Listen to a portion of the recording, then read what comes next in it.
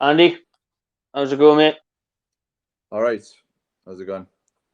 Not Yeah. bad. 3-1, 3-1 defeat of Liverpool. Did you watch all the way through that, or were you flicking between? I was just checking the scores on my phone, but endured the lot. Just Feel sorry for you.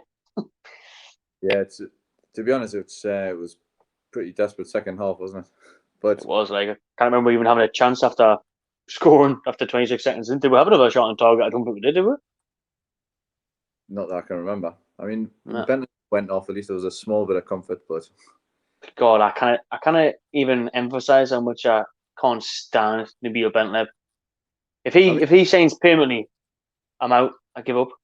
I think the, looking on the plus side, I don't know how on earth we've finished 13th and how we've managed to not be there ourselves on the last day of the season. Because you look at the sides of, I mean, Norwich outplayed were twice this season. Watford took 4 points off where they were there for the first half and then somehow turned it around. Villa comfortably beat were in the first game and were probably shaded it in the second game and the draw. And you Mm. look at all these like teams. I mean, Bournemouth were just unlucky. What an awful time to play Newcastle when they did. And you got to feel for them really because it's another team that try and play football and okay on the eye are going to be out the league and more attritional like shite's going to be in. So the brand of the Premier League, not that it's made a mockery of itself the way it's Trent Newcastle fans with the takeover saga, just more grim shite to watch. I mean, Monday night, Burnley v West Brom, and you know, and it's not a great advert. I mean, it's not. People say it's the most exciting league in the world. Maybe if you're Liverpool or Man City, it is. I mean, Man City have had 4-5-0 since the restart. They've had 2-4-0s, one against Liverpool. It's and the fans when they do get a chance to go, sometimes don't take up the opportunity to watch it.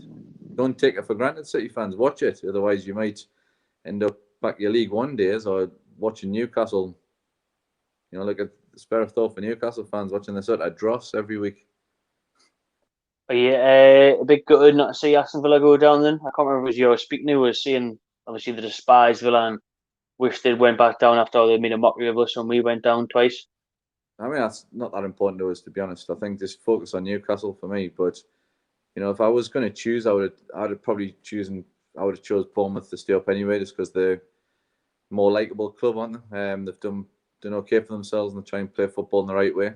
At least I could watch their games and they play pretty open football. Just not great at it. That's the problem this season. But I think it's been a very miserable season. I don't think people can lose sight of the fact that we've been lucky in a lot of games. It's been attritional to say the least. I don't think there's any direction in the way we play. There's no identity in my team.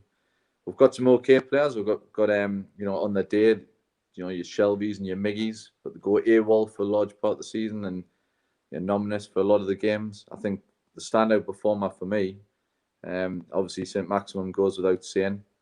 I think without him, you look at the record with him in the team versus not in the team, and I think we would be down there. I think he's Mm. had a massive impact, and as a bloke as well. I think off the pitch he seems to laugh. He's embraced the club and the city, and he's give us full backing to Brucey. To be fair, he's wholehearted player, which is terrific to come across.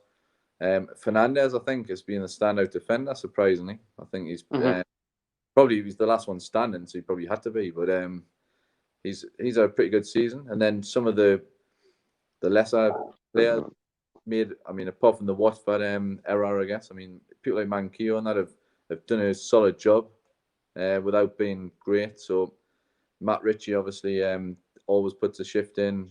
Doesn't get the credit he sometimes deserves. Sometimes his quality lacks. But you know, even Gale doesn't. He seems to come in, doesn't play for large periods, whether it's through injury or not, doesn't whinge about it, and comes in and so the team. You can't fault the team spirit. They kept fit over lockdown, but generally it's been miserable, hasn't it? That's my opinion. It has, mate. Next week, is it going to get any better? Or in the next coming weeks, will we hear an announcement with the takeover? Do you think that'll happen? Well, it has to. I mean, to be honest, fair play to Steve McManaman the day in the commentary. I mean, um, he was singing Newcastle's praises, and I think he's one of the few pundits I've seen, and it includes Shearer, that hasn't really put them to the FA to the sword. I think he sort of kept going on about it, and he's not even affiliated with Newcastle. And I think he can just see it from the outside and see how wrong it is. But they've announced the new date for the start of the season, and they've had 3 months to decide this. And I think he was spot on when he said that one way or another, like, tell the fans whether it's going to be a week, come out and make a statement, say, this is the problem, this is the where we need to identify. I know there's confidentiality clauses and all that, but at least put a time frame on it. Explain why it's taking 3 months and how much longer it's likely to take.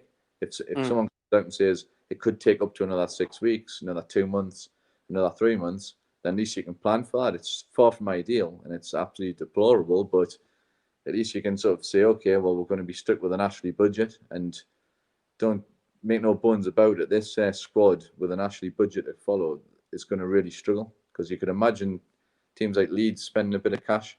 I don't know how much money West Brom will spend. I think West Ham will certainly spend money to try and strengthen after this season.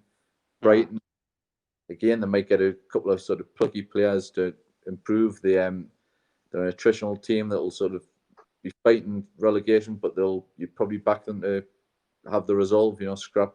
The home form's normally okay. So, at this stage, it should be a time of excitement for Newcastle, and it's staring down the barrel as usual. It's 13 years and counting, as far as I'm concerned. So the FA need to just buck up, don't they?